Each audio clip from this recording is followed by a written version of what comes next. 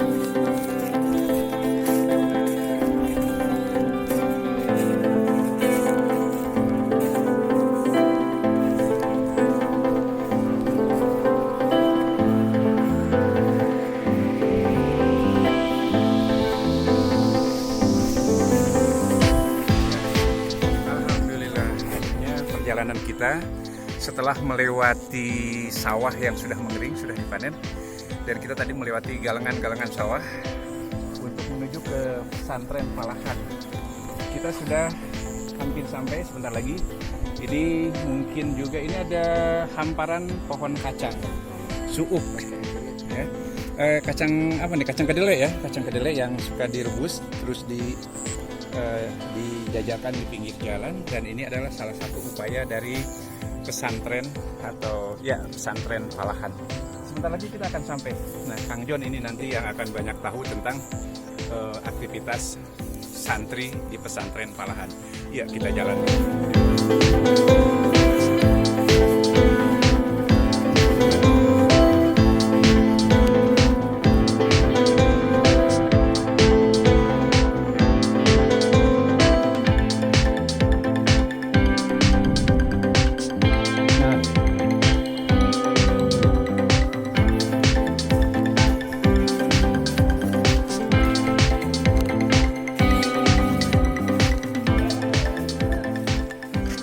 Kita sampai ke Pondok Pesantren Palahan, salah satu pondok yang ada di Bandung Barat. Alhamdulillah kita sudah disambut oleh Pak Ustadz.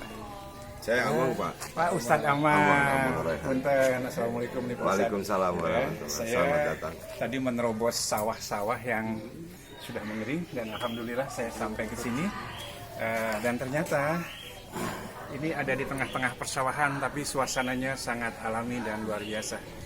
Dan nanti kita akan mendapatkan informasi lebih jauh lagi, lebih lengkap lagi, yaitu tentang aktivitas santri atau juga pesantren yang ada di Bandung Barat ini. Salah satunya adalah Pondok Pesantren Palahan, Sindangkerta, ya, Sindangkerta di Bandung Barat.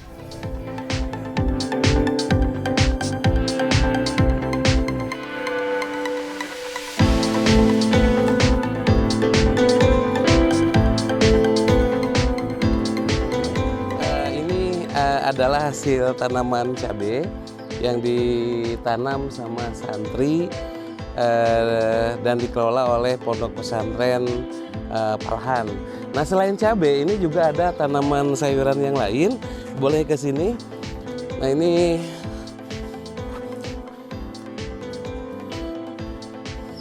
ini ada sayuran tanaman yang lain, ada kangkung, dan ini juga udah dimanfaatkan. Selain saya dengar selain dimanfaatkan oleh santri, juga udah ada sampai pesan dari masyarakat untuk dibeli. Oke, nah ini kan, nah ini cabai, dan memang selain cabai dan itu ada sayur-sayuran. Di sana ada petsai dan sebagainya.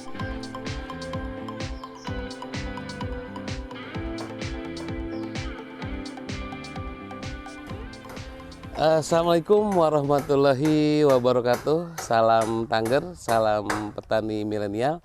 Hari ini kita berada di Pondok Pesantren Palahan, di Desa Pasir Pogor, Kecamatan Sindangkerta, Kabupaten Bandung Barat. Hari ini teman-teman Tangger berkunjung kepada salah satu pondok pesantren yang sedang mengembangkan pertanian, khususnya di sayur-sayuran dan cabai dan sayur-sayuran. Dan hari ini kita akan berbincang-bincang dengan pemilik pondok pesantren yang kebetulan juga beliau ini tertarik dan bergerak untuk bidang pertanian dan mengajak melibatkan santri dan masyarakat untuk kembali ke pertanian. Oke, assalamualaikum warahmatullahi wabarakatuh. Kang Ajengan, Jang Ajengan ya, ini masih muda, masih di bawah saya umurnya. Gimana kabar Kang Ajengan? Alhamdulillah baik-baik. Alhamdulillah. Saya tertarik nih setelah muter-muter di beberapa tempat pondok pesantren ini mengembangkan pertanian. Bagaimana awal ceritanya pondok pesantren Palahan ini tertarik di bidang pertanian, Kang? Sebetulnya udah lama sih. Udah lama, oke. Pengen bercocok tanam itu untuk kebutuhan sehari-hari. Kebutuhan sehari-hari. Anak-anak santri. Biasanya anak-anak santri itu suka ngaliwat. Iya, oke. Daripada harus beli ke pasar. Iya. Kita kan ada tanah luas nih. Coba kita tanam apa ya kebutuhan yang suka dimakan di kobong itu seperti lalap-lalapan. Oke. Terus ternyata yang paling digemari sama anak-anak itu kan lada. Cabe ya. Makanya saya tanam cabe. Di samping ada cabe rawit, cabe keriting. Cuma yang cabe gede mah enggak. Oh, cabe gede enggak ya. Oke. Kita coba-coba cabe keriting. Oke. Sambil dimakan, sambil dijual. Kayak gitu. Oke. Intinya untuk membantu siswa santri ya yang tidak punya bekal terutama. Ya kita ajak mereka-mereka yang tidak mampu supaya nanti dia nggak beli. Oke. Membantu sama anak-anak santri yang kurang bekal gitu. Oke. Kang Ajengan, ini berapa luas nih yang dimanfaatkan ini? Untuk sementara ini masih 100 meter persegi lah. Iya. Memanfaatkan dari sebelah barat sampai ujung timur nih. 100 meter persegi. Rencananya Pak Ustadz ini memanfaatkan lahan yang 100 meter persegi ini untuk demplot cabai, tapi beliau akan pengembangan lagi. Insya Allah untuk kedepannya kan masih banyak itu. Masih banyak lahan ya. Insya Allah. Masih banyak. Nah, ini mau coba dulu lah. Mudah-mudahan untuk kedepannya kalau Allah mengizinkan. Terus ada miliknya, harus pakai modal lagi. Oh iya. Gitu. Ustadz, ini udah berapa lama nih Ustadz cabai ini? Yang ini udah ada? Hampir 3 bulan setengah. 3 bulan setengah. 3 bulan setengah. Oh ini masih bahasa ini masih pentil ya, masih kecil-kecil gitu ya. Ini udah 3 bulan setengah ya? 3 bulan setengah ya nih katanya nih kata teman saya ini paling cepat. Paling cepat. Ada teman saya yang nanam di Gedugan itu. Itu masih segini nih. Masih kecil-kecil. Tapi ternyata di sini cepat gitu. Cepat, oke, luar biasa. Jadi ada semangat gitu kan. Ada lagi semangat gitu. Dan harus semangat ya. Jadi jadi santri terlibat dalam proses. Terlibat.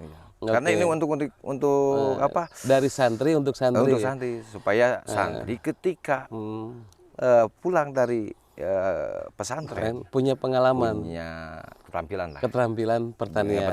Oke, luar jadi kayu biasa. mate jadi nggak diam dia. Oke, harapannya seperti apa nih Kang Ustadz untuk kedepannya, dan mungkin ada saran-saran untuk petani-petani yang ada di sekitar untuk dalam pemanfaatan lahan. Tujuan kita ya untuk memberdayakan, terutama membesarkan pondok pesantren warisan leluhur. Ya, siap. Intinya kita mengamalkan itu tuh bukan cuma ilmiah ilmu agama saja, tapi untuk bekal di dunia. Supaya anak-anak dunia ke Allah, ilmu sumawana.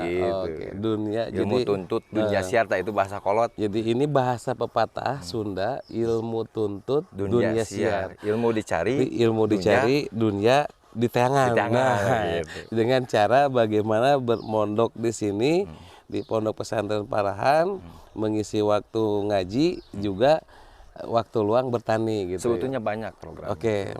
Di samping pertanian ada cara pengobatan. Oh, untuk pengobatan santri. untuk santri. Makanya ada di sana. Mungkin ada program-program Pondok Pesantren Parahan ini seperti apa nih, Kang? Ada program untuk kesehatan itu seperti pengobatan tradisional alternatif, urut, urah, dan refleksi toksin dari tanaman herbal. Oke, luar biasa. Makanya untuk ke depan nanti ini kalau ini di pinggir-pinggir nanti akan ditanami rempah-rempah untuk pengobatan. Ya, di sana ada tempat pengobatannya di sana tuh. Ada ya di sana. Ada tempatnya, lehang. Oke, nggak di lehang ya. Nah, itu dari hasil pertanian. Pertanian. Oke, luar biasa. Ini ada selingannya tomat juga ya.